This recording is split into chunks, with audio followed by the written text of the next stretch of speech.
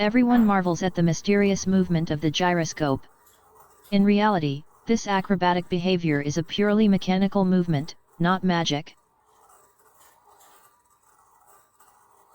Videos about gyroscopes are also widely available on YouTube.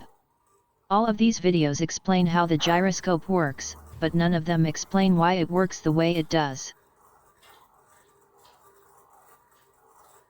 Actually, we don't expect physicists to show us how gyroscopes behave, but to explain why they behave the way they do.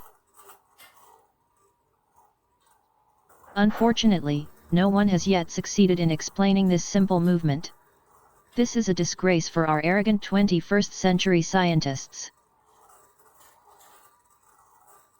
For a gyroscope to stabilize itself in such an acrobatic position, there must undoubtedly be a force F that keeps it in balance with the Earth's gravity. But where does this force come from? This force is essentially the same as the upward force in our previous example of spinning a ball. We have explained the principle of inertial force. Every object that moves has an inertial force that keeps it in its state of motion against external forces. Similarly, the rotational motion of an object also remains in its state of motion, including the speed of rotation and the direction of the axis. Obviously, this force is generated against the Earth's gravity by the rotation of the gyroscope, because if it did not rotate, its axis would tilt. However, nobody in physics today understands that forces are generated by movement. We must emphasize that force only has a physical meaning when it is supported by energy. And, only, the force generated by motion has energy. The question of how a body generates an inertial force through its motion has already been explained in detail. To change the direction of an axis of rotation requires more than a simple force, it must be a torque.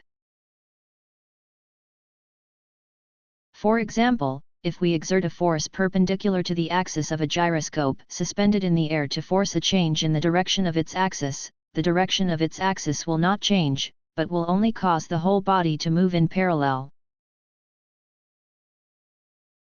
This gyroscope shows that a torque M forces the axle to tilt downwards. In order to resist this torque, the gyroscope must therefore have its own torque, which we call the torque of inertia, so that it maintains the direction of its axis of rotation. This makes the problem even more puzzling. To explain how the torque of inertia arises would again be beyond the capabilities of today's scientists. This is because there is a small flaw in our basic physics. And this flaw is based precisely on the easily overlooked and by many unwillingly accepted phenomenon in ball throwing, namely that the string of the ball can rotate in the horizontal plane. In the next video, we will unravel the magic of the gyroscope,